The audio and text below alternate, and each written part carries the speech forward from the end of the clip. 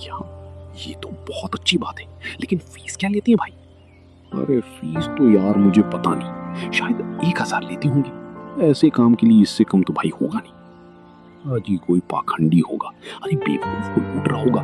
कोई makeup wake up लगाकर 2-4 दिन के लिए जरा चेहरा चिकना कर देता होगा। इश्तेहारी डॉक्टरों पर तो अपना विश्वास ही नहीं है। देखो 10-5 की बात होती तो कहता जरा दिल लगी ही सही। 1,000 रुपए कौन सी बड़ी बात है भाई, 1 महीने की आमदनी है। अरे मेरे पास तो 1,000 रुपए की कीमत 1,000 रुपए है। आंखों में सूरमा और बालों में खुशबू वाला तेल पड़ा हुआ हो। अरे तोंद का पिचकना भी जरूरी है। जरा तकलीफ तो होगी, लेकिन फिर देखो कैसे तुमसे हंस हंस के बातें करेगी। और हाँ, एक तो शेर भी याद कर लो। अरे जब भी बात करो ना शायरी कहते हुए करो। 1 महीना मेरी बात का इम्तिहान करके देखो भाई। अगर वो तुम्हारा दम ना भरने लगी तो जो जुर्माना कहो वो दो। अशोक ने उस वक्त तो ये बातें हंसी में उड़ा दी, लेकिन इसमें से कुछ बातें उसके मन में बैठ गईं। उस दिन से वो हर रोज जवान दिखने के लिए कोई ना कोई काम करते। जब भी शर्मीली से बात करते तो 1-2 शायरी जरूर सुनाते। अशोक की ये चाल काम कर गई। दूसरे दिन जब अशोक ऑफिस से घर आए तो देखा शर्मीली अपने कमरे के द्वार पर खड़ी है।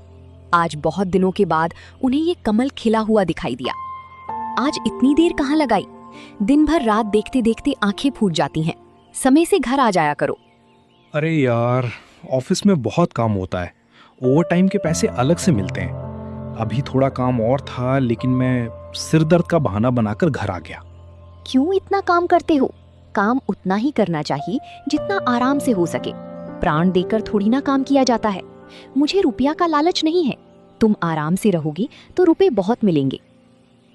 भाई, आती हुई लक्ष्मी भी तो ठुकराई नहीं जाती ना। लक्ष्मी अगर रक्त और मांस की भेंट लेकर आती है तो उसका ना ही आना अच्छा है। मैं धन की भूखी नहीं हूँ। इस वक्त आकाश स्कूल से लौटा और बोला, भाई जी कुछ खाने को दे दीजिए। शर्मीली ने एक प्लेट में खाना लाकर आकाश को दे दिया।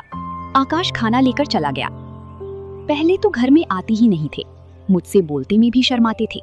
किसी चीज की जरूरत होती तो बाहर से ही मंगवाने के लिए भेजते। जब से मैंने बुलाकर कहा तब से आने लगे हैं। अशोक को आकाश पर संदेह हुआ और कुछ चिढ़कर बोला, ये तुम्हारे पास खाने पीने की चीजें मांगने क्यों आता है? इसे यहाँ आने मत दिया करो, दीदी के हाथ भिजवा दिया करो। शर्मीली ने ये बात प्रशंसा पाने के लिए लोभ में कही थी। वो ये दिखाना चाहती थी कि मैं तुम्हारे लड़कों को कितना चाहती हूँ। ये कोई बनावटी प्रेम ना था। उसे लड़कों से सचमुच प्यार था। लेकिन शर्मीली का ये वार उल्टा पड़ गया। अशोक आकाश पर शक करने लगा। वो उसे शर्मीली से दूर रखना चाहता था। इसलिए अशोक ने कहा, देखो, मैं चाहता हूँ कि कल से तुम स्कूल में ही रहा करो। मैं मास्टर जी से कहकर तुम्हारा इंतजाम करवा दूंगा। मुझे वहां रहने में कोई आपत्ति नहीं है। जब से कहिए मैं चला जाऊंगा। आकाश उदास होकर अपनी बुआ के पास जाकर बोला, बापूजी ने मुझे कल से स्कूल में रहने को कहा है। कह रहे थे कि तू यहाँ आवारा हूँ की तरह इधर उधर फिरता रहता है। स्कूल में रहेगा तो आवारा गर्दी से बचू। आकाश एक नानार लड़का था। ये बात अशोक भी जानता था, लेकिन उसे शर्मीली से दूर रखना चाहता था। इसलिए उसे स्कूल भेज रहा था। फिर रूपाली बोली, ये तुम्हारी नई अम्मा का करा धरा है। उसी ने कहा होगा। नहीं बुआ जी, मुझे उन पर कोई शक नहीं है। वो बेचारी भूल से भी कभी कुछ नहीं कहती। तू ये क्रिया चरित्र क्या जाने, ये उसी की लगाई हुई आग है। देख, मैं अभी जाकर पूछती हूँ। रूपाली झिलाई हुई शर्मीली के पास जा पहुंची।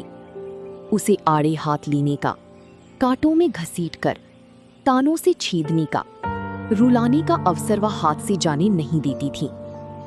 शर्मीली उनका आदर करती थी, उनसे दबती थी, उनकी बातों का जवाब न देती थी। वह चाहती थी कि ये सिखावन की बातें कहें, जहां मैं भूलूं वहां सुधारें, सब कामों में देखरेख करती रहीं।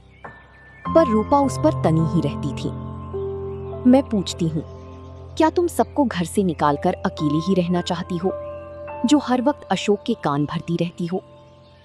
क्या हुआ दीदी जी, मैंने तो किसी से कुछ नहीं कहा। आकाश को घर से निकालने की तैयारी हो रही है और उस पर कहती हो मैंने तो कुछ भी नहीं कहा। क्या तुमसे इतना भी देखा नहीं जाता? दीदी जी, तुम्हारी चरणों मिस्टर एनीमे चैनल पर आपका स्वागत है। मिस्टर एनीमे चैनल से जुड़ने के लिए चैनल को फॉलो करें